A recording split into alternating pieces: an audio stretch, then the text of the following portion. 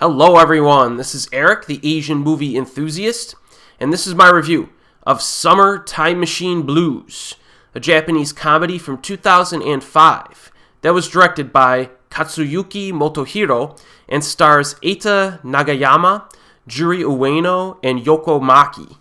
Now this is a movie that I've been wanting to review for years on this channel, and it just recently has been getting some Blu-ray releases, multiple Blu-ray releases actually, so I'm taking this opportunity to talk about it.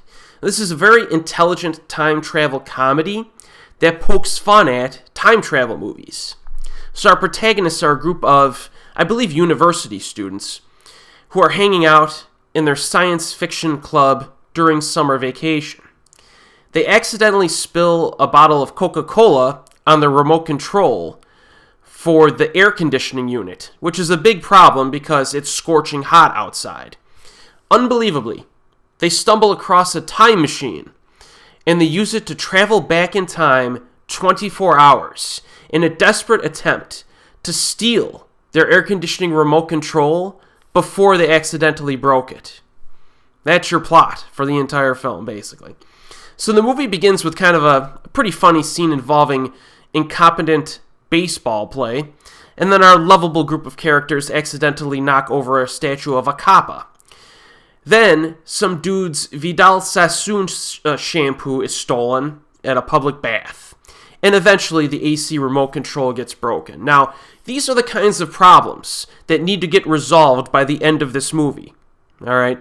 And the utter lack of high stakes is precisely what makes this movie so entertaining. You know, the comedy works because the characters choose to use this amazing time machine not to get rich and not to save lives, but to accomplish insanely trivial goals, like recovering a bottle of shampoo that they lost. And it's pretty fun stuff. Now, there is a subsection of Japanese films that rely heavily on script writing that is surprisingly sharp. And this is one of those movies. So it's similar in some ways to like a One Cut of the Dead or Beyond the Infinite 2 Minutes. You need to pay attention to the subtle details in this, and this is true right from the start of the movie. There are some like odd little moments near the beginning that you might be like questioning, like, oh, that was a little bit weird, the character interaction there. But those moments are explained a little bit later on. And you need to be on your game mentally to kind of understand and recognize the different references and explanations to some of these odd moments that occur early on. It's not overly confusing or anything, but it's detailed enough to be joyfully clever and funny. There's also a subset of Japanese movies that are family-friendly and fun, and I think this is one of these subsets of Japanese films that get, like, no attention. You know, everybody, I don't know, you look at like the popular Japanese movies, they're almost never the family-friendly and pleasant films. But they make a lot of them over there, and this is one of those movies. You know, similar in some ways to Swing Girls or some of Shinobu Yaguchi's other movies. You know, this almost feels like a Shinobu Yaguchi movie, even though it was directed by someone else. So if you like that director's movies, you gotta definitely check this one out. It's very wholesome, charming vibe to it. Summer Time Machine Blues always puts me in a good mood when I watch it. It's just very delightfully pleasant to watch. And movies like this are very refreshing to watch.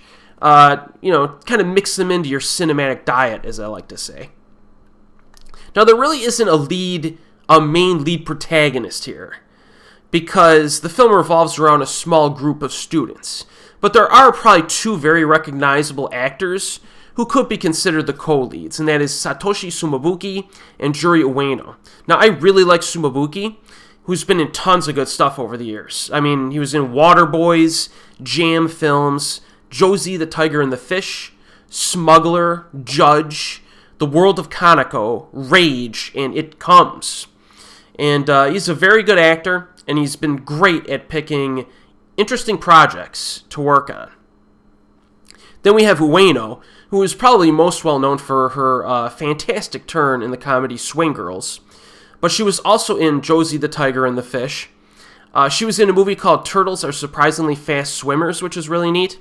And the Nodame Cantabile franchise, which is movies and J-dramas. So I think nowadays she does more television, so I've gotten behind on her recent stuff because, television shows are a big time investment, but she's a very charming actress who is fun to watch.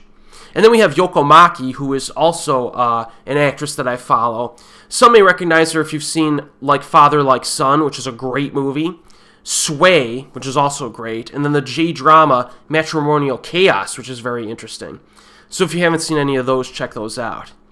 Now again, like I mentioned earlier, this film, Summertime Machine Blues, was directed by Katsuyuki Motohiro, who is a very underappreciated director who has developed a pretty nice filmography over time. He directed Bayside Shakedown, multiple movies. I covered the first one on this channel.